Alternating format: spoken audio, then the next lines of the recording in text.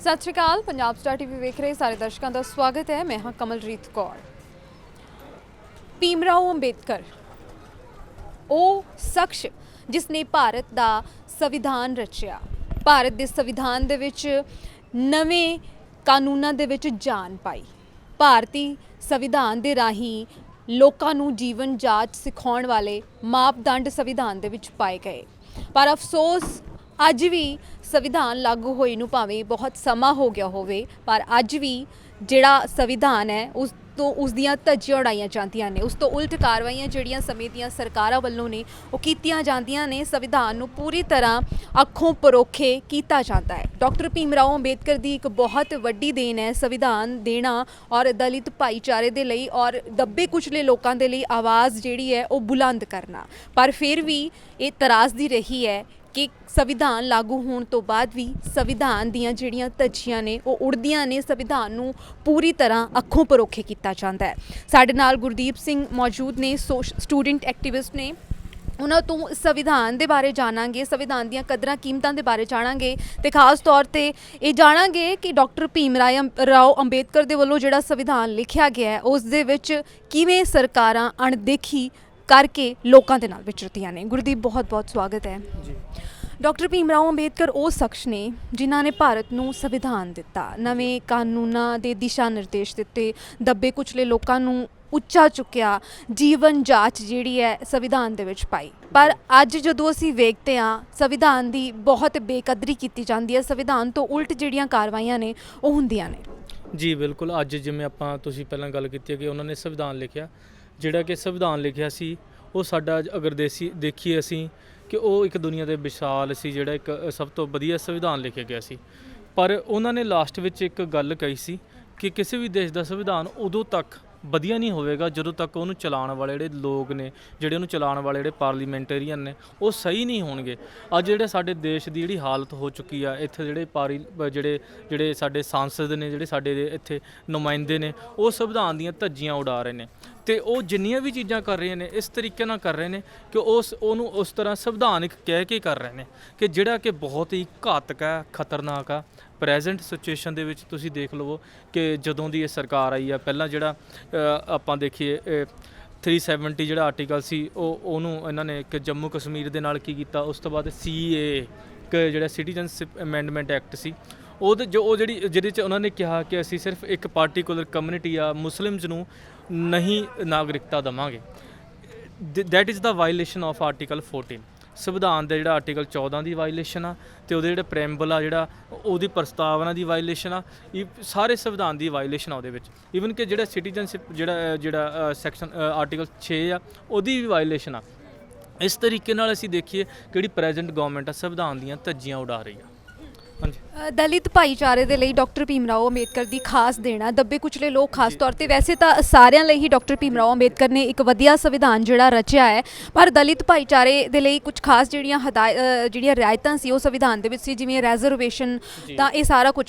ਤੇ being a ਦਲਿਤ ਭਾਈਚਾਰੇ ਨਾਲ ਮਤਲਬ ਸੰਬੰਧ ਰੱਖਣ ਦਾ ਤੁਹਾਨੂੰ ਲੱਗਦਾ ਹੈ ਕਿ ਇਸ ਦੇ ਤੁਹਾਨੂੰ ਫਾਇਦੇ ਮਿਲੇ ਹੋਣਗੇ ਜਾਂ ਕੀ ਨੁਕਸਾਨ ਹੋਏ ਹੋਣ? ਜੀ ਇਹ ਮੈਂ ਤੁਹਾਨੂੰ ਇੱਕ ਦੱਸ ਦੇਵਾਂ ਕਿ ਜਿਵੇਂ ਪਹਿਲਾਂ ਹੀ ਦੇਖਿਆ ਸੀ, ਅਗਰ ਸਾਡੇ ਇਤਿਹਾਸ ਦੇ ਵਿੱਚ ਜਾਈਏ ਉਦੋਂ ਦੇ ਜਿਹੜੇ ਕਸਟਮਰੀ ਲਾਅ ਸੀ, ਜਿਵੇਂ ਕਿ ਮਨੂ ਸਮ੍ਰਿਤੀ ਹੋ ਗਿਆ ਜਾਂ ਹੋਰ ਜਿਹੜੇ ਕੁਛ ਇੱਦਾਂ ਦੇ ਰਿਡਲ ਸੀ ਸਮਾਜ ਦੇ ਵਿੱਚ, ਗ੍ਰੰਥ ਸੀ ਜਿਹੜੇ ਕਿ ਸਾਫ਼ ਕਹਿੰਦੇ ਸੀ ਕਿ ਇਹ ਜਿਹੜੇ ਪਾਰਟੀਕੂਲਰ ਜਿੱਦਾਂ ਇੱਕ ਤਾਂ ਤੁਲਸੀਦਾਸ ਨੇ ਤਾਂ ਇਹ ਲਿਖ ਦਿੱਤਾ ਸੀ ਕਿ ਢੋਲ ਗਵਾਰ ਸ਼ੂਦਰ ਔਰ ਨਾਰੀ ਚਾਰੋਂ ਤਾਰਨ ਕੇ ਅਧਿਕਾਰੀ, ਕਿ ਇਹਨਾਂ ਨੂੰ ਕੁੱਟਿਆ ਜਾਵੇ, ਔਰਤਾਂ ਨੂੰ, ਸ਼ੂਦਰਾਂ ਨੂੰ, ਦਲਿਤਾਂ ਨੂੰ, ਅਤੇ ਜੋ ਵੀ ਜਾਣੀ ਕਿ ਉਹਨਾਂ ਨੂੰ ਇੱਕ ਉਹਨਾਂ ਨੇ ਘੋੜਿਆਂ ਕੁੱਤਿਆਂ ਦੀ ਤਰ੍ਹਾਂ ਟਰੀਟ ਕੀਤਾ ਸੀ। ਜਦੋਂ ਦਾ ਸੰਵਿਧਾਨ ਬਣਿਆ, ਸੰਵਿਧਾਨ ਦਾ ਜਿਹੜਾ ਆਰਟੀਕਲ 13 ਆ ਉਹਦੇ ਵਿੱਚ ਇੱਕ ਜਿਹੜਾ ਵਰਡ ਦਾ ਟਰਮ ਆ ਡਾਕਟਰਾਈਨ ਆਫ ਇਕਲਿਪਸ, ਉਹ ਕਹਿੰਦੀ ਹੈ ਕਿ ਜਿਹੜਾ ਵੀ ਕੋਈ ਵੀ ਕਾਨੂੰਨ ਸੰਵਿਧਾਨ ਬਣਨ ਤੋਂ ਪਹਿਲਾਂ ਜਾਂ ਸੰਵਿਧਾਨ ਬਣਨ ਤੋਂ ਬਾਅਦ ਕਿਹੜਾ ਕਾਨੂੰਨ ਜਿਹੜਾ ਭਾਰਤ ਜਿਹੜੇ ਸੰਵਿਧਾਨ ਦੇ ਜਿਹੜੇ ਫੰਡਾਮੈਂਟਲ ਰਾਈਟਸ ਦੇ ਅਗਰ ਅਗੇਂਸਟ ਹੋਵੇਗਾ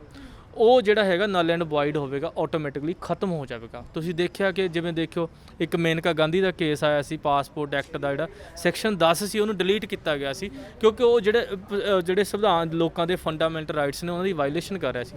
ਦੂਸਰੀ ਗੱਲ ਆ, ਬਾਬਾ ਸਾਹਿਬ ਅੰਬੇਡਕਰ ਨੇ ਸਿਰਫ ਦਲਿਤਾਂ ਦੇ ਲਈ ਹੀ ਨਹੀਂ ਕੰਮ ਕੀਤਾ, ਉਹਨਾਂ ਨੇ ਔਰਤਾਂ ਲਈ ਕੰਮ ਕੀਤਾ। RBI ਦੀ ਜਿਹੜੀ ਸਥਾਪਨਾ ਕੀਤੀ ਉਹਦੇ ਵਿੱਚ ਵੀ ਯੋਗਦਾਨ ਸੀ। ਜਿਹੜੇ ਮਜ਼ਦੂਰ ਸੀ ਉਹਨਾਂ ਦੇ ਜਿਹੜੇ ਵਰਕਿੰਗ ਆਵਰ ਸੀ ਉਹ ਸੀ ਜਿਹੜੇ ਜ਼ਿਆਦਾ ਹੁੰਦੇ ਸੀ, ਉਹਨਾਂ ਨੂੰ 8 ਘੰਟੇ ਕਰਵਾਇਆ।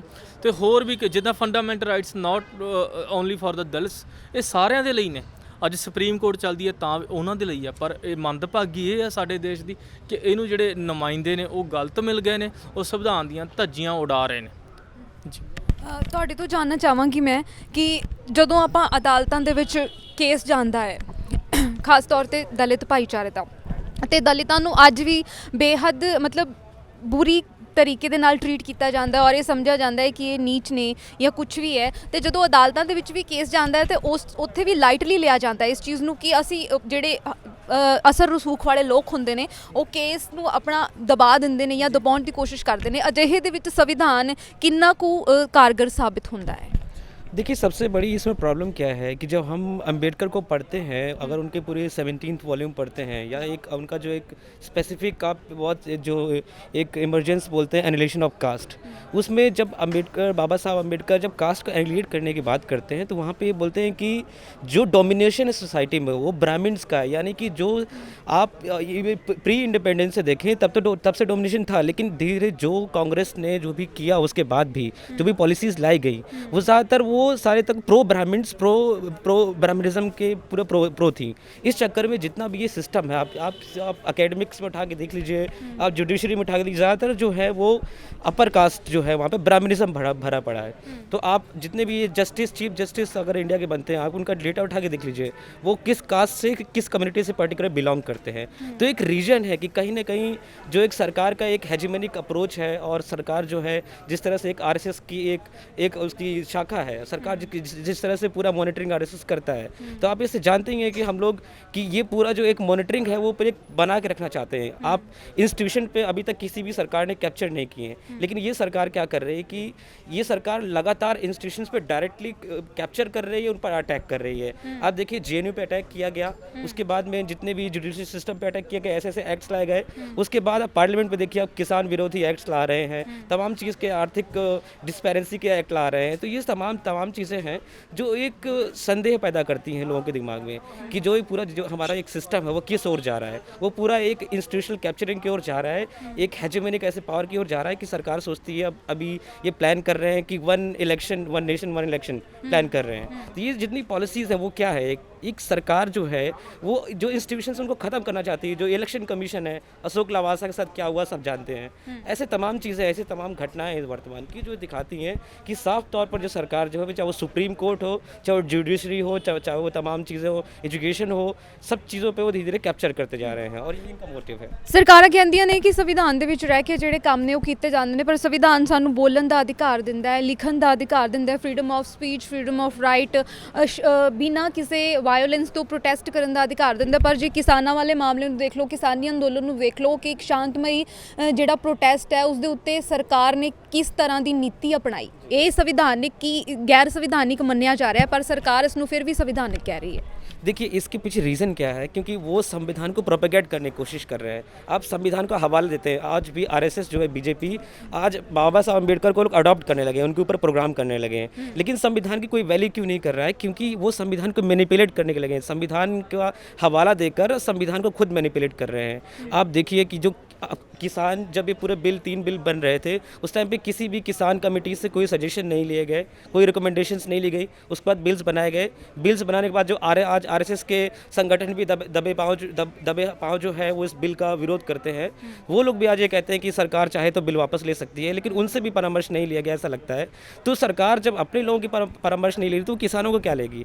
आज तक जितनी भी सारी पॉलिसीज़ इंप्लीमेंट हुई हैं, तो आप जीएसटी और उसके पहले जितनी भी और तमाम पॉलिसीज़ थी उसमें क्या हुआ था? उसमें यही हुआ है कि उसमें सरकार ने किसी से डिस्कशन ही नहीं किया है, किसी भी, ना तो अपोजिशन से ना तो स्टेक होल्डर से। क्या स्टेक होल्डर्स हैं? तो यही प्रॉब्लम किसानों के साथ भी हुई है कि किसानों के साथ ना तो कोई परामर्श किया गया और पूरा कॉरपोरेट सेक्टर को आज मुझे लगता है कि सारी सरकार कुछ दिन में अंबानी चलाने वाले हैं। जिस तरह से अब वो टेक्सटाइल्स सेक्टर में, रिटेल सेक्टर में आ रहे हैं, तो उससे डायरेक्टली फ़ायदा जो है वो इन बिल का वो किसको होने वाला है? अंबानी को होने वाला है, क्योंकि अंबानी को जो है वो सस्ते दामों पर अगर फसल मिल जाएगी, सस्ते कीमतों पर अनाज मिल जाएगा और उनको ये तमाम चीज़ें मिल जाएंगी, तो उससे उसका फ़ायदा होगा सारा।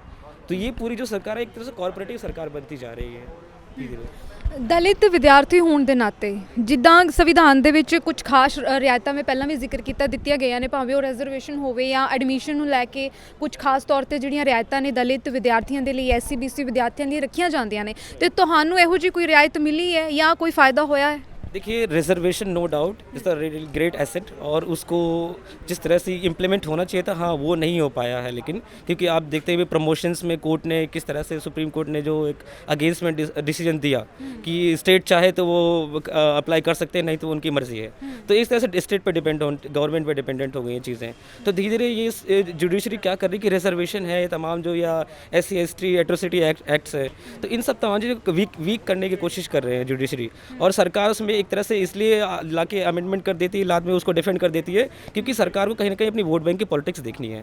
तो मुझे लगता है अभी क्या हो गया है, जुडिशियल वर्सेस गवर्नमेंट इस चीज़ में हो गया कि हाँ जुडिशरी इस चीज़ को डिक्लाइन करेगी और उसको कभी कभी गवर्नमेंट बैलेंस करेगी, कोई गवर्नमेंट जो है वो बैलेंस करेगी, जुडिशरी उसको डिक्लाइन करेगी। तो ये तमाम चीज़ें जो है वो लगातार अब एक साथ में चल रही हैं, इसलिए जितनी भी पॉलिसीज़ का अच्छे से इम्प्लीमेंट होना चाहिए था वो नहीं हो पाया। लेकिन नो डाउट रिजर्वेशन है, एजुकेशन में जो रिजर्वेशन हैं या फिर तमाम एम्प्लॉयमेंट में है वो ਜੋ ਸੰਵਿਧਾਨ ਦੇ ਵਿੱਚ ਹੱਕ ਦਲਿਤ ਭਾਈਚਾਰੇ ਨੂੰ ਦਿੱਤੇ ਗਏ ਨੇ, ਤੁਹਾਡਾ ਮੰਨਣਾ ਹੈ ਕਿ ਉਹ ਹੱਕ ਤੁਹਾਨੂੰ ਮਿਲ ਰਹੇ ਨੇ? एग्जैक्टली मिल रहे हैं। एक्चुअली सबको नहीं मिल पा रहे, जिनको मिलना चाहिए। आप ये समझिए कि जो 15% रिजर्वेशन का प्रोविज़न है, वो 15% SCs की रिजर्वेशन कहीं भी इंस्टीट्यूशन पे इम्प्लीमेंट ही नहीं हो पाता। इवन कि आप पंजाब यूनिवर्सिटी से एजुकेशनल इंस्टीट्यूशंस में 50% सीट्स का जो कोटा है वो फुलफिल नहीं हो पाता है, वो लोग नहीं करते हैं यहाँ पे। तमाम ये बैकलॉग की जो चीज़ें हैं वो तमाम ऐसी रह जाती हैं। तो ये प्रॉब्लम इम्प्लीमेंटेशन की है कि जो इम्प्लीमेंट नहीं हो पा रही, चाहे वो रिजर्वेशन हो चाहे वो तमाम चीज़ें हों, कि उसका फ़ायदा लोगों को इसीलिए नहीं मिल पा रहा है। और इसका सबसे बड़ा रीज़न है कि सरकार संविधान का हवाला देती है, लेकिन संविधान के बारे में कहीं किसी को भी अवेयर नहीं करती है। आप CBSE का जिस तरह से कुछ एक क्लास 11-12 के चैप्टर्स उठा के देख लीजिए, उसके अलावा मुझे लगता है और किसी बोर्ड में और किसी स्टेट में कॉन्स्टिट्यूशन के ऊपर कुछ ज़्यादा पढ़ाया नहीं जाता है, कोई सिविक्स ही नहीं है। तो एक्चुअली ये प्रॉब्लम है अवेयरनेस की। आप क्यों नहीं जाते हैं गाँव किसानों को अवेयर करते हैं कि हमारे मूल अधिकार क्या हैं, हमारे फंडामेंटल ड्यूटीज़ क्या हैं, हमारे फंडामेंटल राइट्स क्या हैं। तो इससे ये तमाम चीज़ें इसलिए, क्योंकि अगर सरकार से लोग सवाल पूछना शुरू कर देंगे, संविधान पढ़ लेंगे, क्योंकि बाबा साहब ने कहा था कि इस देश में एजुकेट यूनाइट, इसीलिए कहा था क्योंकि जब तक आप एजुकेट नहीं होंगे तब तक आप एजुकेट नहीं कर पाएंगे। और उसका यूनिटी का एक रीज़न यही है, एक सबसे बड़ा लक्ष्य यही है कि आपको दोनों चीज़ें करनी है। आपको एजुकेट होना है और दूसरों को भी एजुकेट करना है, साथ में यूनाइट भी होना है। ਤੁਹਾਨੂੰ ਇਹ ਲੱਗਦਾ ਹੈ ਕਿ ਸੰਵਿਧਾਨ ਦੇ ਵਿੱਚ ਬਹੁਤ ਕੁਝ ਭਰਿਆ ਪਿਆ ਹੈ, ਸਾਡੇ ਹੱਕ ਸੰਵਿਧਾਨ ਦੇ ਵਿੱਚ ਪੂਰੀ ਤਰ੍ਹਾਂ ਲਿਖੇ ਨੇ, ਔਰ ਜੇ ਕੋਈ ਵਿਅਕਤੀ ਸੰਵਿਧਾਨ ਦੀ ਕਿਤਾਬ ਪੜ੍ਹਦਾ ਹੈ ਤਾਂ ਉਹ ਆਪਣੇ ਹੱਕਾਂ ਦੇ ਲਈ ਜਾਗਰੂਕ ਹੋਏਗਾ जो सरकार ਨੂੰ मंजूर नहीं है? एग्जैक्टली सरकार को यही करना चाहिए सबसे पहले। अगर सरकार ये सोचती है कि वाकई में ये सरकार की रिस्पॉन्सिबिलिटी तो है, लेकिन सरकार नहीं कर रही है, तो लोगों को मुझे लगता है ये खुद से चीज़ें करनी चाहिए। जितने भी ये NGOs आ रहे हैं या फिर आप सो कॉल्ड अम्बेडकराइट ऑर्गेनाइजेशंस आ रही हैं, सो कॉल्ड वेलफेयर ऑर्गेनाइजेशंस आ रही हैं, उनको ये रिस्पॉन्सिबिलिटी लेनी चाहिए। ਤੁਸੀਂ ਵੀ ਅੰਬੇਦਕਰ ਸੁਸਾਇਟੀ ਦੇ ਮਤਲਬ ਮੈਂਬਰ ਹੋ, ਔਰ ਤੁਹਾਡੇ ਵੱਲੋਂ ਕੀ ਯੂਨੀਵਰਸਿਟੀ ਦੇ ਵਿੱਚ ਇਹੋ ਜਿਹੀਆਂ ਗਤੀਵਿਧੀਆਂ ਜਾਂ ਲੋਕਾਂ ਨੂੰ ਜਾਗਰੂਕ ਕਰਾਉਣ ਦੇ ਲਈ ਇਹੋ ਜਿਹੇ ਉਪਰਾਲੇ ਕੀਤੇ ਜਾ ਰਹੇ ਨੇ? जी, बहुत सारे इनिशिएटिव्स लिए जाते हैं हम लोग। जैसे अम्बेडकर जयंती पर भी आज भी जैसे 6 दिसंबर को, और लगातार हम लोग जो है इसके ऊपर मतलब टॉक्स है या पैनल डिस्कशन सेमिनार्स ऑर्गेनाइज करते रहते हैं। आप आज भी कैंडल मार्च दिख रहे हैं। तो इसके अलावा हम लोग क्या करते हैं, जितने भी हमारे पास रिक्वेस्ट आती हैं या जितने भी कंप्लेंट्स आती हैं, उनको डायरेक्टली एडमिनिस्ट्रेशन के थ्रू जो है उनको रिजॉल्व करने की कोशिश की जाती है। अगर किसी भी SC/ST भाई, किसी भी ऑप्रेस्ड भाई बहन का अगर कोई भी कहीं भी किसी चीज़ राइट्स का वायलेशन होता है, तो हम लोग आगे खड़े होते हैं और हम लोग उनके लिए काम करते हैं। क्योंकि और यही सबसे अपील भी करते हैं, यही हमारा अपील है सबसे, कि सारे ऑर्गेनाइजेशंस जो है वो बाबा साहब के जो कर्तव्य हैं, जब बाबा साहब के जो हमें इतना बड़ा कॉन्स्टिट्यूशन ने दिया है, इतने जो इंपॉर्टेंट राइट्स दिए हैं, इतने बेसिक राइट्स दिए हैं, उन राइट्स को जो है हमें असर्ट करना चाहिए और उनके खिलाफ लोगों को अवेयर करना चाहिए। ਸੰਵਿਧਾਨ ਦੀ ਅਸੀਂ ਗੱਲ ਕਰ ਰਹੇ ਹਾਂ, ਔਰ ਡਾਕਟਰ ਭੀਮ ਰਾਓ ਅੰਬੇਦਕਰ ਜਿਨ੍ਹਾਂ ਨੇ ਭਾਰਤ ਦਾ ਸੰਵਿਧਾਨ ਲਿਖਿਆ, ਉਹਨਾਂ ਦੀ ਡੈਥ ਐਨੀਵਰਸਰੀ ਤੇ ਖਾਸ ਤੌਰ ਤੇ ਅਸੀਂ ਪੰਜਾਬ ਯੂਨੀਵਰਸਿਟੀ ਪਹੁੰਚੇ ਹਾਂ, ਔਰ ਬਲਿੰਦਰ ਸਾਡੇ ਨਾਲ ਇਸ ਵੇਲੇ ਮੌਜੂਦ ਨੇ, ਅੰਬੇਦਕਰ ਸਟੂਡੈਂਟ यूनियन के प्रधान ने, उन्होंने नाल गल करांगे। बलिंदर, डॉक्टर भीम राव अंबेदकर दलित भाईचारे के नाल संबंध रखते सी, पर फिर भी उन्होंने भारत का जिहड़ा संविधान है वो लिखिया, और सब तो वड्डी भारत की जिहड़ी किताब है मन्नी जाती है संविधान, पर यह बहुत त्रासदी बनी है कि सिर्फ एक किताब ही बन के रह गई है। संविधान जिहड़ा इतिहास के पन्नियां च है वो लागू नहीं किते भी प्रॉपर तौर पर हो सकिया। हाँ जी, देखो जी, ये लिए बाबा साहब ने बहुत वधिया गल कही कि संविधान कितना भी चंगा क्यों ना होवे, वो बुरा ही साबित होगा अगर उसनूं चलाउण वाले लोग बुरे हैं। ਫਿਰ ਬਾਬਾ ਸਾਹਿਬ ਕਹਿੰਦੇ ਨੇ ਕਿ ਸੰਵਿਧਾਨ ਕਿੰਨਾ ਵੀ ਬੁਰਾ ਕਿਉਂ ਨਾ ਹੋਵੇ ਉਹ ਅੱਛਾ ਹੀ ਸਾਬਿਤ ਹੋਏਗਾ ਅਗਰ ਉਸ ਨੂੰ ਚਲਾਉਣ ਵਾਲੇ ਲੋਕ ਵਧੀਆ ਹੋਣਗੇ। ਇਸ ਲਈ ਅਸੀਂ ਕਹਿ ਸਕਦੇ ਕਿ ਜੋ ਵੀ ਸਰਕਾਰ ਆਏ ਨੇ ਉਹਨਾਂ ਨੇ ਬਾਬਾ ਸਾਹਿਬ ਦੀ ਫਿਲਾਸਫੀ ਨੂੰ, ਬਾਬਾ ਸਾਹਿਬ ਦੇ ਵਿਜ਼ਨ ਨੂੰ ਚੰਗੀ ਤਰ੍ਹਾਂ ਨਹੀਂ ਸਮਝਿਆ। ਬਾਬਾ ਸਾਹਿਬ ਨੂੰ ਅਗਰ ਨਹੀਂ ਸਮਝਿਆ ਤਾਂ ਫਿਰ ਕੋਈ ਵੀ ਕੌਨਸਟੀਟਿਊਸ਼ਨ ਨੂੰ ਵੀ ਨਹੀਂ ਸਮਝ ਸਕਦਾ, ਕਿਉਂਕਿ ਬਾਬਾ ਸਾਹਿਬ ਨੇ ਜੋ ਵੀ ਕੌਨਸਟੀਟਿਊਸ਼ਨ ਜੋ ਵੀ ਚੀਜ਼ਾਂ ਲਿਖੀਆਂ ਨੇ ਉਹ ਉਹਨਾਂ ਨੇ ਖੁਦ ਪਹਿਲਾਂ ਸਹੀਆਂ ਹੋਈਆਂ ਨੇ। ਅਗਰ ਅਨਟੱਚੇਬਿਲਿਟੀ ਉਹਨਾਂ ਨੇ ਸਹੀ ਆ ਕਿ ਉਸ ਦੇ ਅਗੇਂਸਟ ਉਹਨਾਂ ਨੇ ਲਾਅ ਬਣਾਏ ਨੇ। ਹਰ ਇੱਕ ਸਮਾਜ ਨੂੰ ਬਰਾਬਰ, ਇਕੁਐਲਿਟੀ, ਫਰੈਟਰਨਿਟੀ, ਜਸਟਿਸ ਤੇ ਲਿਬਰਟੀ ਨੂੰ ਸਾਹਮਣੇ ਰੱਖ ਕੇ ਉਹਨਾਂ ਨੇ ਕੌਨਸਟੀਟਿਊਸ਼ਨ ਜੋ ਲਿਖਿਆ ਹੈ ਦੇਸ਼ ਨੂੰ ਡਿਵੈਲਪ ਕਰਨ ਦੇ ਲਈ ਇੱਕ ਸਾਨੂੰ ਜੋ ਬਹੁਤ ਵਧੀਆ ਮਤਲਬ ਕੌਨਸਟੀਟਿਊਸ਼ਨ ਦਿੱਤਾ ਉਹਨਾਂ ਨੇ, ਉਹਦੇ ਵਿੱਚ ਬਹੁਤ ਵਧੀਆ ਗੱਲਾਂ ਲਿਖੀਆਂ ਹੋਈਆਂ ਨੇ। ਸਾਨੂੰ ਸਾਰਿਆਂ ਨੂੰ ਚੰਗੀ ਤਰ੍ਹਾਂ ਪਹਿਲਾਂ ਪੜ੍ਹ ਲੈਣੇ ਚਾਹੀਦੇ ਹਨ ਕਿ ਇਸ ਲਈ ਜਦੋਂ ਅਸੀਂ ਚੰਗੀ ਤਰ੍ਹਾਂ ਕਿਸੇ ਚੀਜ਼ ਨੂੰ ਨਹੀਂ ਪੜ੍ਹਾਂਗੇ ਤਾਂ ਸਾਨੂੰ ਉਸ ਚੀਜ਼ ਨੂੰ ਅਸੀਂ ਇੰਪਲੀਮੈਂਟ ਵੀ ਨਹੀਂ ਕਰਨ ਪਾਵਾਂਗੇ। ਮਤਲਬ ਤੁਹਾਡਾ ਮੰਨਣਾ ਇਹ ਹੈ ਕਿ ਬਹੁਤ ਸਾਰੇ ਲੋਕ ਜਿਹੜੇ ਨੇ ਸੰਵਿਧਾਨ ਤੋਂ ਅਣਜਾਣ ਨੇ, ਜਾਂ ਤਾਂ ਉਹਨਾਂ ਨੇ ਸੰਵਿਧਾਨ ਨੂੰ ਪੜ੍ਹਿਆ ਨਹੀਂ ਤੇ ਜਾਂ ਫਿਰ ਉਹਨਾਂ ਤੱਕ ਸੰਵਿਧਾਨ ਪਹੁੰਚੀ ਨਹੀਂ ਕਿ ਉਹ ਪੜ੍ਹ ਸਕਣ। ਹਾਂਜੀ ਬਿਲਕੁਲ, ਇਸ ਦੇ ਵਿੱਚ ਸਭ ਤੋਂ ਵੱਡਾ ਦੋਸ਼ ਮਤਲਬ ਜੋ ਵੀ ਪਾਰਟੀਆਂ ਨੇ, ਸੈਂਟਰ ਗਵਰਨਮੈਂਟ ਹੈ ਉਹਦਾ ਸਭ ਤੋਂ ਵੱਡਾ ਦੋਸ਼ ਹੈ, ਕਿਉਂਕਿ ਪਹਿਲੀ ਗੱਲ ਤਾਂ ਉਹਨਾਂ ਨੇ ਸੰਵਿਧਾਨ ਨੂੰ ਨਹੀਂ ਸਮਝਿਆ, ਫਿਰ ਬਾਕੀ ਲੋਕ ਕਿਸ ਤਰ੍ਹਾਂ ਸਮਝਣਗੇ। ਉਸ ਤੋਂ ਵੱਡੀ ਇਹ ਵੀ ਹੈ ਕਿ ਇੱਕ ਸਿਟੀਜ਼ਨ, ਇੱਕ ਰਿਸਪੌਂਸਿਬਲ ਸਿਟੀਜ਼ਨ ਹੋਣ ਦੇ ਨਾਤੇ ਵੀ ਸਾਡੀ ਵੀ ਜ਼ਿੰਮੇਵਾਰੀ ਬਣਦੀ ਹੈ ਕਿ ਅਸੀਂ ਆਪਣੇ ਦੇਸ਼ ਨੂੰ ਡਿਵੈਲਪ ਕਰਨ ਦੇ ਲਈ ਯੋਗਦਾਨ ਪਾਈਏ, ਕਿ ਉਸ ਦੇ ਲਈ ਅਸੀਂ ਚੰਗੀ ਤਰ੍ਹਾਂ ਜੋ ਸੰਵਿਧਾਨ ਨੂੰ ਅਸੀਂ ਚੰਗੀ ਤਰ੍ਹਾਂ ਸਮਝੀਏ। ਅਗਰ ਅਸੀਂ ਉਸ ਚੀਜ਼ ਨੂੰ ਨਹੀਂ ਸਮਝਾਂਗੇ ਤਾਂ ਫਿਰ ਆਪਾਂ ਕਹਿ ਸਕਦੇ ਹਾਂ ਕਿ ਜੋ ਵੀ ਸਮਾਜ ਨੂੰ ਸਹੀ ਬਣਾਉਣ ਲਈ ਜੋ ਚੀਜ਼ਾਂ ਹੁੰਦੀਆਂ, ਜੋ ਸ਼ਬਦ ਹੁੰਦੇ ਨੇ ਉਹ ਸਾਰੇ ਫਿਰ ਬੇਅਰਥ ਹੋ ਜਾਂਦੇ ਨੇ। ਔਰਤਾਂ ਨੂੰ ਵੀ ਖਾਸ ਜਿਹੜੀ ਰਾਹਤ ਹੈ ਸੰਵਿਧਾਨ ਦੇ ਵਿੱਚ ਦਿੱਤੀ ਗਈ ਹੈ, ਖਾਸ ਤੌਰ ਤੇ ਉੱਚਾ ਚੁੱਕਿਆ ਗਿਆ ਹੈ ਰਾਈਟ ਫॉर ਇਕੁਐਲਿਟੀ। ਔਰ ਪਰ ਅੱਜ ਰਾਈਟ ਫॉर ਇਕੁਐਲਿਟੀ ਜਿਹੜਾ ਹੈ ਉਹ ਫਾਈਟ ਫॉर ਇਕੁਐਲਿਟੀ ਬਣ ਗਿਆ, ਭਾਵੇਂ ਉਹ ਔਰਤ ਹੋਵੇ, ਦਲਿਤ ਜਾਤੀ ਹੋਣ, ਜਾਂ ਫਿਰ ਖਾਸ ਤੌਰ ਕਈ ਮਰਦਾਂ ਤੇ ਵੀ ਇਹ ਚੀਜ਼ ਲਾਗੂ ਹੋ ਰਹੀ ਹੈ ਕਿ ਸਾਨੂੰ ਇਕੁਐਲਿਟੀ ਦੇ ਲਈ ਫਾਈਟ ਕਰਨਾ ਪੈ ਰਿਹਾ। ਜਿਹੜਾ ਰਾਈਟ ਫॉर ਇਕੁਐਲਿਟੀ ਹੈ ਉਹ ਫਾਈਟ ਫॉर ਇਕੁਐਲਿਟੀ ਦੇ ਵਿੱਚ ਬਦਲ ਗਿਆ। ਬਿਲਕੁਲ ਜੀ, ਇਹ ਅੱਜ ਦੇ ਟਾਈਮ 'ਚ ਇਹ ਸਾਰੀਆਂ ਚੀਜ਼ਾਂ ਬਾਹਰ ਆਉਣੀਆਂ ਨੇ, ਕਿਉਂਕਿ ਸਰਕਾਰ ਦਾ ਜੋ ਵੀ ਮੋਟਿਵ ਹੈ ਉਹ ਸਾਨੂੰ ਸਾਫ਼-ਸਾਫ਼ ਪਤਾ ਲੱਗਦਾ ਹੈ ਕਿ ਜੋ ਵੀ ਬ੍ਰਾਹਮਣਵਾਦੀ ਜੋ ਸਰਕਾਰ ਹੈ ਉਹਦਾ ਸਿਰਫ ਮੋਟਿਵ ਦੇਸ਼ ਦੇ ਵਿੱਚ ਹਿੰਦੂ ਰਾਸ਼ਟਰ ਅਪਣਾਉਣਾ ਹੈ। ਜੋ ਵੀ ਕਿਉਂਕਿ ਬਾਬਾ ਸਾਹਿਬ ਨੇ ਪਹਿਲਾਂ ਇਹ ਗੱਲ ਕਿਹਾ ਸੀ ਕਿ ਅਗਰ ਇਹ ਦੇਸ਼ ਹਿੰਦੂ ਰਾਸ਼ਟਰ ਬਣਦਾ ਤਾਂ ਇਹ ਦੇਸ਼ ਦੀ ਸਭ ਤੋਂ ਵੱਡੀ ਖਤਰਨਾਕ ਤਰੀਕੇ ਹੋਵੇ, ਕਿਉਂਕਿ ਉਸ ਦੇ ਵਿੱਚ ਅਗਰ ਇਹ ਰਾਸ਼ਟਰ ਬਣਦਾ ਵੀ ਹੈ ਤਾਂ ਉਹਦੇ ਵਿੱਚ ਜੋ ਵੀ ਆਪਣੀ ਆਪਣੀ ਆਇਡੈਂਟੀਟੀ ਹੈ, ਜੋ ਆਪਣੀ ਆਪਣੀ ਆਇਡੈਂਟੀਟੀ ਦੇ ਜੋ ਅਸੀਂ ਲੜ ਰਹੇ ਹਾਂ, ਅੱਜ ਸਾਨੂੰ ਸੰਘਰਸ਼ ਕਰਨੇ ਪਏ ਆਪਣੀ ਆਇਡੈਂਟੀਟੀ ਨੂੰ ਬਚਾਉਣ ਦੇ ਲਈ, ਜੋ ਵੀ ਸਟੂਡੈਂਟ ਅੱਗੇ ਫਾਈਟ ਕਰ ਰਹੇ ਨੇ ਤਾਂ ਉਹਨਾਂ ਦਾ ਫਾਈਟ ਕਰਨਾ ਇੱਕ ਜੋ ਵੀ ਸੰਵਿਧਾਨ ਦੇ ਤਰੀਕੇ ਨਾਲ ਸਾਨੂੰ ਪਤਾ ਹੈ ਕਿ ਬਹੁਤ ਉਹਨਾਂ ਦਾ ਹੱਕ ਬਣਦਾ ਹੈ ਕਿ ਰਾਈਟ ਕਰਨਾ। ਤੇ ਇਸ ਤੋਂ ਇਲਾਵਾ ਜੋ ਵੀ ਆਪਾਂ ਦੇਖ ਰਹੇ ਹਾਂ ਕਿ ਜੋ ਸਰਕਾਰ ਦਾ ਰਵੱਈਆ ਅੱਜ ਤੱਕ ਬਣਦਾ ਆ ਰਿਹਾ, ਹੁਣ ਤੱਕ ਜੋ ਵੀ ਪਾਲਿਸੀਆਂ ਬਣਾਈਆਂ ਨੇ ਉਹ ਸਾਰੀਆਂ ਮਤਲਬ ਉਹਨਾਂ ਨੇ ਆਪਣੇ ਪ੍ਰਾਈਵੇਟਾਈਜੇਸ਼ਨ ਨੂੰ ਮੱਦੇਨਜ਼ਰ ਰੱਖਦੇ ਹੋਏ ਉਹਨਾਂ ਨੂੰ ਫਾਇਦਾ ਉਠਾਉਣ ਦੇ ਲਈ ਆਪਾਂ ਅਪਣਾਈ। ਅਗਰ ਇਸ ਨੂੰ ਆਪਾਂ ਅੱਜ ਦੇ ਮੁੱਦੇ ਦੇ ਉੱਪਰ ਲੈ ਕੇ ਚੱਲੀਏ, ਜੋ ਵੀ ਅੱਜ ਕਿਸਾਨ ਦਾ ਚੱਲ ਰਿਹਾ ਹੈ ਵੀ ਇਹ ਕਿਸਾਨ ਲੇਬਰ ਦਾ ਜੋ ਸੰਘਰਸ਼ ਚੱਲ ਰਿਹਾ ਉਹਦੇ ਵਿੱਚ ਬਾਬਾ ਸਾਹਿਬ ਨੇ ਬਹੁਤ ਚੰਗੀ ਤਰ੍ਹਾਂ ਗੱਲਾਂ ਇਹ ਕਹਿੰਦੇ ਨੇ, ਕਿਉਂਕਿ ਉਹਨਾਂ ਨੇ ਇਕੋਨਮੀ ਦੇ ਵਿੱਚ ਆਪਣੀ PhD ਕੀਤੀ ਸੀ। ਉਸ ਨਾਲ ਪ੍ਰੋਬਲਮ ਔਰ ਪੀਸ ਐਂਡ ਇਸ ਓਰੀਜਨ ਐਂਡ ਸੋਲਿਊਸ਼ਨ ਉਹਨਾਂ ਦਾ PhD ਥੀਸਿਸ ਦੀ। ਉਸ ਤੋਂ ਇਲਾਵਾ ਉਹਨੇ ਸਟੇਟ ਐਂਡ ਮਾਈਨੋਰਿਟੀ ਦੇ ਵਿੱਚ ਬਹੁਤ ਵਧੀਆ ਗੱਲ ਕਹਿੰਦੇ ਨੇ ਕਿ ਅਗਰ ਜੋ ਵੀ ਅਗਰ ਮਤਲਬ ਪੋਪੂਲੇਸ਼ਨ ਜਿਸ ਤਰ੍ਹਾਂ ਇਨਕਰੀਜ਼ ਹੁੰਦੀ ਜਾਵੇਗੀ ਉਸ ਤਰ੍ਹਾਂ ਸਾਡੇ ਅੰਦਰ ਸਾਡੀਆਂ ਜਦੋਂ ਪ੍ਰੋਬਲਮ ਉਹ ਵੱਧਦੇ ਜਾਣਗੇ, ਉਸ ਤਰ੍ਹਾਂ ਲੋਕਾਂ ਦੇ ਸੰਘਰਸ਼ ਫਿਰ ਉਹ ਉਸ ਤਰ੍ਹਾਂ ਦੇ ਸੰਘਰਸ਼ ਲੋਕਾਂ ਦੇ ਪੈਦਾ ਹੁੰਦੇ ਜਾਣਗੇ। ਤਾਂ ਅਗਰ ਅਸੀਂ ਅੱਜ ਦੀ ਗੱਲ ਕਰੀਏ ਕਿ ਫਾਰਮਰ ਪ੍ਰੋਟੈਸਟ ਜੋ ਮੇਨ ਮੁੱਦਾ ਹੈ, ਜੋ ਅਸੀਂ ਆਪਣੇ ਜੋ ਪ੍ਰੀ ਨਿਰਮਾਣ ਦਿਵਸ ਮਨਾਇਆ ਅੱਜ ਫਾਰਮਰ ਪ੍ਰੋਟੈਸਟ ਨੂੰ ਆਪਾਂ ਮੇਨ ਮੋਟਿਵ ਰੱਖਿਆ ਹੈ ਕਿ ਫਾਰਮਰ ਦੇ ਲਈ ਜਾਂ ਐਗਰੀਕਲਚਰ ਦੇ ਬਾਬਾ ਸਾਹਿਬ ਨੇ ਕੀ ਕੀਤਾ ਹੈਗਾ। ਉਸ ਦੇ ਵਿੱਚ ਬਾਬਾ ਸਾਹਿਬ ਇਹ ਕਹਿੰਦੇ ਕਿ ਜਿਸ ਤਰ੍ਹਾਂ ਅਗਰ ਸੈਂਟਰ ਸਰਕਾਰ ਪ੍ਰਾਈਵੇਟਾਈਜੇਸ਼ਨ ਦੇ ਵੱਲ ਜਾ ਰਹੀ ਹੈ, ਉਸ ਤਰ੍ਹਾਂ ਬਾਬਾ ਸਾਹਿਬ ਇਹ ਕਹਿੰਦੇ ਨੇ ਕਿ ਅਗਰ ਅਸੀਂ ਪ੍ਰਾਈਵੇਟ ਸੈਕਟਰ ਨੂੰ ਹੋਰ ਜ਼ਿਆਦਾ ਵਧਾਵਾ ਦੇਣਗੇ ਤਾਂ ਪ੍ਰਾਈਵੇਟ ਸੈਕਟਰ ਲੋਕਾਂ ਦੀ ਸੋਸ਼ਲ ਬੈਕਵਰਡਨੈਸ ਦਾ ਫਾਇਦਾ ਉਠਾਉਂਦੇ ਨੇ। ਇਸ ਤਰ੍ਹਾਂ ਲੋਕ ਜਿਹੜੀ ਮਾਰਜਨਲਾਈਜ਼ ਸੈਕਸ਼ਨ ਆ ਉਹਨਾਂ ਦੀ ਕਾਊਂਟਿੰਗ ਹੋਰ ਜ਼ਿਆਦਾ ਵੱਧਦੀ ਜਾਵੇਗੀ।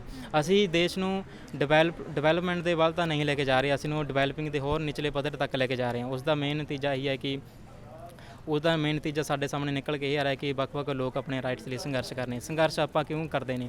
ਕਿਉਂਕਿ ਜਦੋਂ ਸਾਡੇ ਇਕੁਐਲਿਟੀ ਨੂੰ ਸੱਟ ਵੱਜਦੀ ਆ ਜਾਂ ਫਰੈਟਰਨਿਟੀ, ਜਸਟਿਸ, ਲਿਬਰਟੀ ਨੂੰ ਸੱਟ ਵੱਜਦੀ ਆ, ਉਦੋਂ ਲੋਕ ਖੜੇ ਹੁੰਦੇ ਨੇ। ਸਾਨੂੰ ਪਤਾ ਹੈ ਕਿ ਜੋ ਵੀ ਚੀਜ਼ਾਂ ਅੱਜ ਦੇਸ਼ ਨੂੰ ਡਿਵੈਲਪਮੈਂਟ ਲਈ ਅੱਗੇ ਲੈ ਕੇ ਜਾਂਦੇ ਨੇ, ਸਭ ਤੋਂ ਵੱਡਾ ਹੈ ਕਿ ਐਜੂਕੇਸ਼ਨ ਦੀ ਆਪਾਂ ਬਹੁਤ ਜ਼ਿਆਦਾ ਅੱਜ ਸਟੂਡੈਂਟ ਸਭ ਤੋਂ ਵੱਡਾ ਸੰਘਰਸ਼ ਦੇ ਵਿੱਚ ਗੂੰਜ ਰਿਹਾ ਹੈ। ਤੁਸੀਂ ਸਟੂਡੈਂਟ ਐਸੋਸੀਏਸ਼ਨ ਦੇ ਪ੍ਰਧਾਨ ਹੋ PU ਦੇ ਵਿੱਚ, ਔਰ ਮੈਨੂੰ ਇਹ ਦੱਸੋ ਕਿ ਜਨਰਲ ਕੈਟਾਗਰੀ ਵਾਲੇ ਸਟੂਡੈਂਟਸ ਔਰ SC ਕੈਟਾਗਰੀ ਵਾਲੇ ਸਟੂਡੈਂਟਸ ਦੇ ਮੁਕਾਬਲੇ, ਜਨਰਲ ਕੈਟਾਗਰੀ ਵਾਲੇ ਸਟੂਡੈਂਟਸ ਦੇ ਮੁਕਾਬਲੇ SC ਵਾਲੇ ਸਟੂਡੈਂਟਸ ਨੂੰ ਕੀ ਚੁਣੌਤੀਆਂ ਦਾ ਸਾਹਮਣਾ ਕਰਨਾ ਪੈਂਦਾ? ਮਤਲਬ ਆਪਾਂ ਦੇਖਿਆ ਅਗਰ ਅਸੀਂ ਯੂਨੀਵਰਸਿਟੀ ਦੇ ਵਿੱਚ ਖੜ੍ਹੇ ਹਾਂ, ਬਹੁਤ ਸਾਰੇ ਲੋਕਾਂ ਨੂੰ ਇਹ ਨਹੀਂ ਪਤਾ ਕਿ ਇਸ ਵਿੱਚ ਲੋਕਾਂ ਦਾ ਅਸੀਂ ਵਹਿਮ ਮਤਲਬ ਥੋੜ੍ਹਾ ਕੱਢ ਦੇਣਾ ਚਾਹੁੰਦੇ ਹਾਂ ਕਿ ਜਰਨਲ ਦਾ ਮਤਲਬ ਸਿਰਫ ਅਪਰ ਕਾਸਟ ਹੀ ਨਹੀਂ ਹੈ। ਜਰਨਲ ਦਾ ਮਤਲਬ ਹੈ ਕਿ ਜਿੱਥੇ ਸਾਰੇ ਲੋਕ ਫਾਲ ਕਰਦੇ ਨੇ। ਰਿਸੈਂਟਲੀ ਅਸੀਂ ਇੱਕ ਲਾਅ ਸਾਡੇ ਯੂਨੀਵਰਸਿਟੀ ਲਾਅ ਡਿਪਾਰਟਮੈਂਟ ਦੇ ਰਿਜ਼ਰਵੇਸ਼ਨ ਦੀ ਵਾਇਲੇਸ਼ਨ ਹੋਈ, ਜਿਸ ਦੇ ਵਿੱਚ ਜੋ ਵੀ ਐਸਸੀ ਸਟੂਡੈਂਟ ਜ਼ਿਆਦਾ ਨੰਬਰ ਲੈ ਕੇ ਜਨਰਲ ਕੈਟੇਗਰੀ ਦੇ ਵਿੱਚ ਫਾਲ ਕਰਦੇ ਨੇ ਉਹਨਾਂ ਨੂੰ ਕੰਸੀਡਰ ਨਹੀਂ ਕੀਤਾ ਹੈਗਾ। ਮਤਲਬ ਇਹ ਵੀ ਤੁਸੀਂ ਸੋਚ ਲਓ ਕਿ ਐਸੀ ਸਟੂਡੈਂਟ ਨੂੰ ਅਗਲੇ ਜਿੰਨੀ ਮਰਜ਼ੀ ਵੀ ਮਿਹਨਤ ਕਰ ਲੈਣ ਤਾਂ ਉਹਨਾਂ ਨੂੰ ਜਨਰਲ ਕੈਟੇਗਰੀ ਵਿੱਚ ਕੰਸੀਡਰ ਨਹੀਂ ਕੀਤਾ ਜਾਂਦਾ। ਇਹ ਮਤਲਬ ਬਹੁਤ ਵੱਡਾ ਇੱਕ ਕੌਨਸਟੀਟਿਊਸ਼ਨ ਦੇ ਅਗੇਂਸਟ ਆ। ਮਤਲਬ ਜਦੋਂ ਸਾਡੇ ਯੂਨੀਵਰਸਿਟੀ ਦੇ ਵਿੱਚ ਹੀ ਜਦੋਂ ਲਾਅ ਡਿਪਾਰਟਮੈਂਟ ਲਾਅ ਨੂੰ ਨਹੀਂ ਮੰਨਦਾ ਤਾਂ ਅਸੀਂ ਹੋਰ ਕਿਤੇ ਅਦਾਰਿਆਂ ਦੇ ਵਿੱਚ ਕੀ ਉਮੀਦ ਕਰ ਸਕਦੇ ਹਾਂ ਕਿ ਰਿਜ਼ਰਵੇਸ਼ਨ ਦੀ ਚੰਗੀ ਤਰ੍ਹਾਂ ਉਹ ਪਾਲਣਾ ਕਰਦੇ ਆ। ਪਰ ਬਲਿੰਦਰ, ਇੱਕ ਧਾਰਨਾ ਬਣੀ ਹੋਈ ਹੈ, ਇੱਕ ਕਨਸੈਪਟ ਬਣਿਆ ਹੋਇਆ ਹੈ ਕਿ ਜਨਰਲ ਜਿਹੜੇ ਸਟੂਡੈਂਟਸ ਨੇ ਉਹਨਾਂ ਨੂੰ ਜਦੋਂ ਨੌਕਰੀਆਂ ਦੀ ਵਾਰੀ ਆਉਂਦੀ ਹੈ ਤਾਂ ਉਹਨਾਂ ਨੂੰ ਪਿੱਛੇ ਰੱਖਿਆ ਜਾਂਦਾ, ਜਦੋਂ ਐਡਮਿਸ਼ਨ ਦੀ ਵਾਰੀ ਆਉਂਦੀ ਹੈ ਤਾਂ ਜਨਰਲਸ ਨੂੰ ਪਿੱਛੇ ਰੱਖਿਆ ਜਾਂਦਾ, ਜਦਕਿ ਐਸਸੀ ਐਸਟੀ ਕੋਟਾ ਹੈ ਜਿਹੜਾ ਉਹਨਾਂ ਨੂੰ ਨੌਕਰੀਆਂ ਵੀ ਮਿਲਦੀਆਂ ਨੇ, ਐਡਮਿਸ਼ਨਸ ਵੀ ਮਿਲ ਜਾਂਦੀਆਂ ਨੇ। ਇਹ ਇੱਕ ਕਨਸੈਪਟ ਬਣਿਆ ਹੋਇਆ ਸੁਸਾਇਟੀ ਦੇ ਵਿੱਚ। ਮਤਲਬ ਇਹ ਕਨਸੈਪਟ ਉਦੋਂ ਤੱਕ ਰਹਿੰਦਾ ਜਦੋਂ ਤੱਕ ਸਾਡੀ ਲੈਕ ਆਫ ਨੌਲੇਜ ਹੁੰਦੀ ਹੈ। ਮਤਲਬ ਜਦੋਂ ਸਾਨੂੰ ਨੌਲੇਜ ਪਤਾ ਲੱਗ ਜਾਵੇ ਕਿ ਉਹ ਮਤਲਬ ਅਗਰ ਕੌਣ ਸਟੂਡੈਂਟ ਜ਼ਿਆਦਾ ਅੱਗੇ ਆ ਰਹੇ ਨੇ, ਮਤਲਬ ਇੱਕ ਤਰ੍ਹਾਂ ਦੀ ਡਾਇਵਰਸਿਟੀ ਬਣ ਚੁੱਕੀ ਹੈ। ਡਾਇਵਰਸਿਟੀ ਮਤਲਬ ਬਹੁਤ ਰਿਜਿਡ ਤਰੀਕੇ ਨਾਲ ਬਣਾ ਦਿੱਤੀ ਗਈ ਹੈ ਕਿ ਹੁਣ ਜਨਰਲ ਐਸਸੀ ਦੇ ਹੋਰ ਨਜ਼ਰੀਏ ਨਾਲ ਦੇਖਦੇ ਆ ਕਿ ਜੋ ਵੀ ਸਾਨੂੰ ਰੀਸੈਂਟਲੀ 6-7 ਸਾਲਾਂ ਜਦੋਂ ਦੀ ਬੀਜੇਪੀ ਗਵਰਨਮੈਂਟ ਆਈ ਹੈ, ਮਤਲਬ ਉਹਨਾਂ ਦਾ ਰਵੱਈਆ ਬਹੁਤ ਮਤਲਬ ਇੱਕ ਰਿਜਿਡ ਤਰੀਕੇ ਨਾਲ ਬਣ ਚੁੱਕਿਆ ਹੈ। ਜਦੋਂ ਤੁਸੀਂ ਗੱਲ ਕੀਤੀ ਹੈ ਕਿ ਉਹ ਆਪਾਂ ਸਿਰਫ ਜੋ ਵੀ ਰਿਜ਼ਰਵੇਸ਼ਨ ਮਿਲੀ ਆ ਉਸ ਸਟੈਟਿਸਟਿਕਸ ਜਿਹੜਾ ਉਹਨੂੰ ਹੀ ਸਮਝ ਲੈਂਦੇ ਆ ਕਿ ਪੋਪੂਲੇਸ਼ਨ 15-16% ਤੋਂ ਜ਼ਿਆਦਾ ਪੋਪੂਲੇਸ਼ਨ ਹੋ ਗਈ ਆ ਮਤਲਬ ਐਸਸੀ ਦੀ, ਪਰ ਰਿਜ਼ਰਵੇਸ਼ਨ ਉਹਨਾਂ ਨੂੰ 15% ਆ। ਬੇਸਿਕਲੀ ਇਹ ਰਿਜ਼ਰਵੇਸ਼ਨ ਇਹ ਰੀਪ੍ਰੈਜ਼ੈਂਟੇਸ਼ਨ ਆ ਕਿ ਜਿੰਨੀ ਉਹਨਾਂ ਦੀ ਪੋਪੂਲੇਸ਼ਨ ਆ ਉਨੀ ਹਿੱਸੇਦਾਰੀ ਹੋਵੇਗੀ। ਐਸਟੀ ਦੀ ਜੋ ਪੋਪੂਲੇਸ਼ਨ ਆ ਮਤਲਬ ਉਹ 9% ਤੋਂ ਜ਼ਿਆਦਾ ਚਲੀ ਗਈ, 8.5% ਹੋ ਗਈ, ਕਿਉਂਕਿ ਉਹਨਾਂ ਨੂੰ ਰਿਜ਼ਰਵੇਸ਼ਨ 7.5 ਆ, OBC ਦੀ 27%। ਜਦੋਂ ਇਹਨਾਂ ਦਾ ਪੋਪੂਲੇਸ਼ਨ ਆਪਾਂ ਦੇਖਦੇ ਹਾਂ ਕਿ ਪੋਪੂਲੇਸ਼ਨ ਇਹਨਾਂ ਦੀ ਵਿੱਚ ਇਹਨਾਂ ਦੀ ਮਾਈਨੋਰਿਟੀ ਵੀ ਵਿੱਚ ਹੈ ਤਾਂ ਉਹ 85% ਹੋ ਜਾਂਦੀ ਹੈ। 85% ਪੋਪੂਲੇਸ਼ਨ ਦੇ ਲਈ 49.5% ਤੁਸੀਂ ਰਿਜ਼ਰਵੇਸ਼ਨ ਦੇ ਰਹੇ ਹੋ, ਅਤੇ ਉਹ ਬਾਅਦ ਜੋ ਜਨਰਲ ਵਰਦੇ ਉਹ 15% ਲੋਕ ਨੇ, ਅਤੇ 15% ਲੋਕਾਂ ਦੇ ਲਈ 50.5% ਜੋ ਰਿਜ਼ਰਵੇਸ਼ਨ ਹੈ। ਤਾਂ ਤੁਸੀਂ ਸਟੈਟਿਸਟਿਕ ਤੋਂ ਦੇਖ ਲਓ ਕਿ ਜ਼ਿਆਦਾ ਰਿਜ਼ਰਵੇਸ਼ਨ ਮਤਲਬ ਕਿਸ ਪਾਸੇ ਜਾ ਰਹੀ ਹੈ। ਕਿ ਰਿਜ਼ਰਵੇਸ਼ਨ ਦਾ ਜੋ ਮਤਲਬ ਸੀ ਕਿ ਜੋ ਸੋਸ਼ਲ ਬੈਕਵਰਡਨੈਸ ਹੈ, ਸੋਸ਼ਲ ਬੈਕਵਰਡਨੈਸ ਕਿਉਂ ਹੈ? ਕਿਉਂਕਿ ਐਜੂਕੇਸ਼ਨ ਬੈਕਵਰਡਨੈਸ ਹੈ। ਐਜੂਕੇਸ਼ਨ ਬੈਕਵਰਡਨੈਸ ਕਿਉਂ ਹੈ? ਕਿਉਂਕਿ ਜੋ ਵਰਨ ਸਿਸਟਮ ਜੋ ਫਿਰ ਆਪਾਂ ਇਹ ਕੜੀਆਂ ਜੁੜਦੀਆਂ ਜਾਂਦੇ ਕਿ ਵਰਨ ਸਿਸਟਮ ਦੇ ਵਿੱਚ ਸਿਰਫ ਬ੍ਰਾਹਮਣਾਂ ਨੂੰ ਨਹੀਂ ਪੜ੍ਹਨ ਦਾ ਅਧਿਕਾਰ ਸੀ। ਇਹ ਚੀਜ਼ਾਂ ਉੱਥੋਂ ਹੀ ਸ਼ੁਰੂ ਹੁੰਦੀਆਂ ਕਿ ਡਾਇਵਰਸਿਟੀ ਹਰ ਚੀਜ਼ ਦੇ ਵਿੱਚ ਉਹ ਪੈਦਾ ਹੋਈ ਹੈ, ਉਹਦੇ ਬਹੁਤ ਸਾਰੀਆਂ ਬ੍ਰਾਂਚਸ ਜੋ ਫੈਲ ਗਈਆਂ, ਸਾਨੂੰ ਉਹਨਾਂ ਚੀਜ਼ਾਂ 'ਤੇ ਵੀ ਗੱਲ ਕਰਨੀ ਚਾਹੀਦੀ। ਗੱਲ ਇਹ ਹੈ ਕਿ ਜੋ ਵੀ ਐਜੂਕੇਸ਼ਨ ਆਪਾਂ ਦੇਖ ਰਹੇ ਹਾਂ ਕਿ ਉਹਨਾਂ ਨੂੰ ਫੋਲ ਆਪਾਂ ਕਰਦੇ ਹਾਂ ਕਿ ਸਾਨੂੰ ਮੈਨੂੰ ਲੱਗਦਾ ਮੀਡੀਆ ਨੂੰ ਵੀ ਇਸ ਲਈ ਥੋੜ੍ਹਾ ਇਮਾਨਦਾਰੀ ਨਾਲ ਕੰਮ ਕਰਨਾ ਚਾਹੀਦਾ ਕਿ ਪਹਿਲਾਂ ਆਪਾਂ ਸਟੈਟਿਕ ਡਾਟਾ ਐਨਾਲਾਈਜ਼ ਕਰੀਏ ਕਿ ਜ਼ਿਆਦਾ ਪੋਪੂਲੇਸ਼ਨ ਕਿੱਥੇ ਕਿਹੜੇ ਸਟੂਡੈਂਟ ਆ ਰਹੀ, ਉਹਦੇ ਵਿੱਚ ਉਹ ਬੈਕਵਰਡਨੈਸ ਹੋਰ ਜ਼ਿਆਦਾ ਮਤਲਬ ਜੋ ਸ਼ਡਿਊਲ ਕਾਸਟ ਦੇ ਵਿੱਚ ਸਿਰਫ ਬਹੁਤ ਜ਼ਿਆਦਾ ਕਾਸਟ ਨੇ ਸ਼ਡਿਊਲ SC ST ਜੋ 3700 ਤੋਂ ਜ਼ਿਆਦਾ ਮਤਲਬ ਸਿਰਫ SC ਦੇ ਵਿੱਚ ਜ਼ਿਆਦਾ ਕਾਸਟ ਨੇ ਜਿਨ੍ਹਾਂ ਨੂੰ ਹਜੇ ਤੱਕ ਪਤਾ ਹੀ ਨਹੀਂ ਕਿ ਜੋ ਹਾਇਰ ਐਜੂਕੇਸ਼ਨ ਤੱਕ ਪਹੁੰਚੇ ਹੀ ਨਹੀਂ। ਆਪਾਂ ਦੇਖ ਲਈਏ ਕਿ ਜੋ ਵੀ ਗਰੋਥ ਰੇਟ ਹੈ ਮਤਲਬ ਸ਼ਡਿਊਲ ਕਾਸਟ ਸਟੂਡੈਂਟ ਦਾ ਜੋ ਹਰ ਸਾਲ ਉਹ ਘਟਦਾ ਜਾ ਰਿਹਾ। ਪੰਜਾਬ ਦੇ ਵਿੱਚ 2017-18 ਦੇ ਵਿੱਚ 1 ਲੱਖ ਸਟੂਡੈਂਟ ਡਰੋਪ ਆਊਟ ਹੋ ਗਿਆ ਜੋ ਹਰ ਸਾਲ ਘਟਦਾ ਜਾ ਰਿਹਾ ਹੈ। ਪਹਿਲਾਂ 4.5 ਲੱਖ ਸੀ, 2.5 ਲੱਖ ਦੇ ਆਸ-ਪਾਸ ਪਹੁੰਚ ਗਿਆ। ਮੈਂ ਸਰਕਾਰਾਂ ਵੀ ਚਾਹੁੰਦੀਆਂ ਵੀ ਆਪਾਂ ਜਿਸ ਤਰ੍ਹਾਂ ਸਟੂਡੈਂਟ ਹੌਲੀ-ਹੌਲੀ ਘਟਦੇ ਜਾਵਾਂਗੇ, ਆਪਾਂ ਜੋ SC ST ਦਾ ਸਕਾਲਰਸ਼ਿਪ ਅਮਾਊਂਟ ਆ ਉਹ ਘਟਾਉਂਦੇ ਜਾ ਰਹੇ ਹਾਂ। ਬਹੁਤ-ਬਹੁਤ ਸ਼ੁਕਰੀਆ ਸਾਡੇ ਨਾਲ ਜੁੜਨ ਲਈ। ਅਸੀਂ ਸੰਵਿਧਾਨ ਦੀ ਗੱਲ ਕੀਤੀ। ਸੰਵਿਧਾਨ ਬੇਹੱਦ ਵਧੀਆ ਤਰੀਕੇ ਦੇ ਨਾਲ ਲਿਖਿਆ ਗਿਆ ਔਰ ਭਾਰਤ ਦੀ ਸਭ ਤੋਂ ਵੱਡੀ ਕਿਤਾਬ ਹੈ ਸੰਵਿਧਾਨ ਦੀ ਕਿਤਾਬ, ਜਿਸ ਦੇ ਵਿੱਚ ਕਾਨੂੰਨ ਦੀਆਂ ਨਵੀਆਂ ਕਦਰਾਂ ਕੀਮਤਾਂ ਨੇ। ਸਭ ਨੂੰ ਆਪਣੇ ਵੱਖਰੇ ਅਧਿਕਾਰ ਦਿੱਤੇ ਗਏ ਨੇ, ਪਰ ਅੱਜ 70 ਸਾਲ ਬਾਅਦ ਵੀ ਜਿਹੜਾ ਸੰਵਿਧਾਨ ਹੈ ਉਹ ਲਾਗੂ ਕਰਨ 'ਚ ਸਰਕਾਰਾਂ ਕਿਤੇ ਨਾ ਕਿਤੇ ਨਾਕਾਮ ਹੋਈਆਂ ਨੇ। ਅੱਜ ਵੀ ਅਸੀਂ ਆਪਣੇ ਹੱਕਾਂ ਨੂੰ ਲੈਣ ਲਈ ਲੜਾਈ ਕਰ ਰਹੇ ਹਾਂ। ਸਾਡਾ right for equality, fight for equality ਬਣ ਗਿਆ ਹੈ। ਸਾਡਾ ਫਰੀडम ਆਫ ਸਪੀਚ ਸਾਡੇ ਮੂੰਹ ਤੇ ਜਿੰਦਰੇ ਲਾਉਣ ਲਈ ਅਸੀਂ ਮਜਬੂਰ ਹਾਂ। ਫਿਰ ਹਾਜ਼ਰ ਹੋਵਾਂਗੇ। ਤੁਸੀਂ ਵੇਖਦੇ ਰਹੋ ਪੰਜਾਬ ਸਟਾਰ TV। ਧੰਨਵਾਦ।